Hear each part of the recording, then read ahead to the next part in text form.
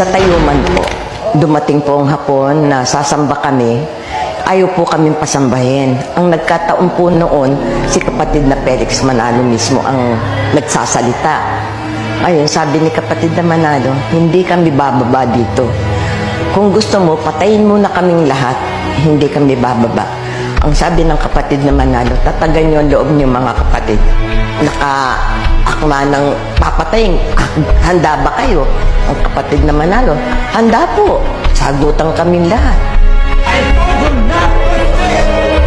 Kataon, nagkasan ng baril ang mga Hapon. Pagkakasang ganon, ano na, parang lumindol. Umikot yung pakiramdam namin umikot. Kumapit kami sa bangko. Sabi ng kapatid na Manalo, huwag kayong tatakot. Ang ginawa ni kapatid na Manalo, sinabi niya, puntahan mo yung yung boss mo, na sabihin mo sa kanya, patayin niya na kami lahat, hindi kami aalis. Nang ikasang baril, pinapuputok, hindi pumutok. Bumalik na yung interpreter niya. Sabi ng kapatid na Manalo, sabihin mo sa kanya, talagang hindi kami aalis. Umalis na yung mga Hapon, sabi nung Pilipino, o sige na po, aalis na kami. Ayaw niyo palang umalis eh. Umalis ang mga Hapon, tuloy ang pagsamba. Nung wala na yung mga Hapon, nanalangin sa kapatid na Manalo. Biyaya kami manalangin. 2 beses kami nanalangin nun. Pinatayo kami.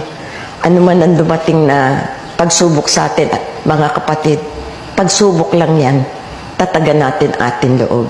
Sabi ni kapatid Manalo, pagka ba inuusig na kayo, iiwanan na yung iglesia. Kapag ka ba kayo ay pinahihirapan na ng Hapon, iiwanan yung iglesia. Paano kayo makararating sa langit na bayan? Pagka ganyan kayo, tumatag kayo mga kapatid.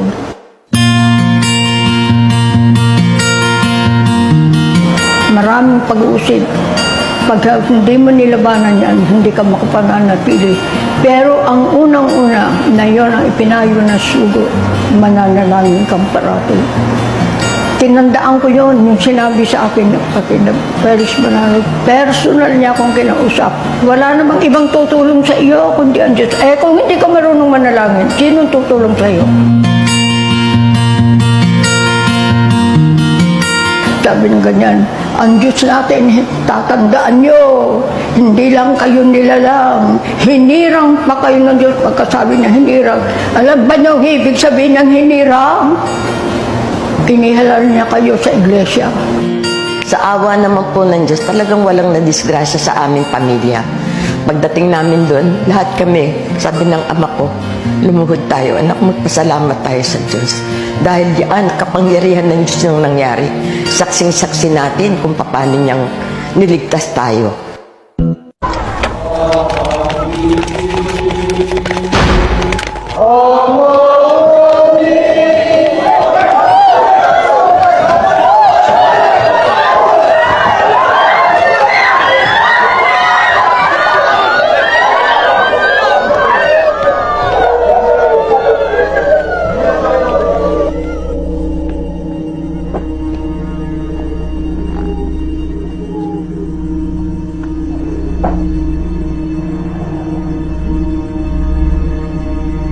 Mga minamahal, Do not speak!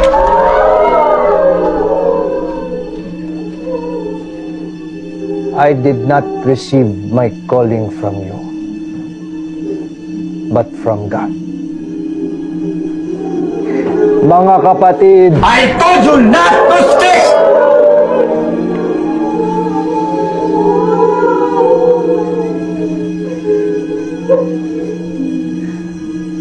with all due respect, officer, I must continue my duties to the Lord our God.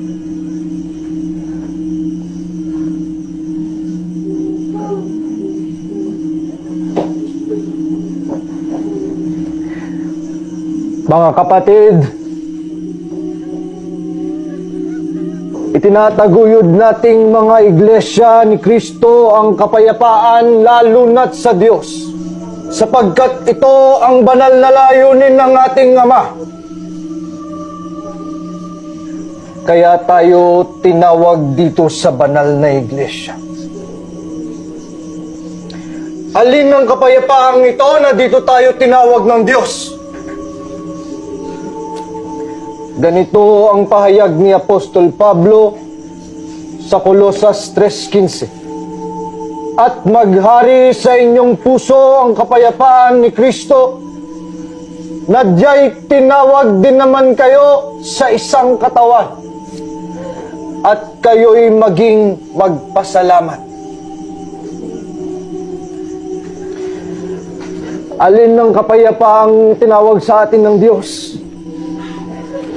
Ang kapayapaan na kay Kristo sa pamamagitan ng kaniyang katawan o ng kaniyang iglesia. Kaya mapalad tayong mga kaanib ng iglesia ni Kristo, sapagkat natamo natin ang tunay na kapayapaan.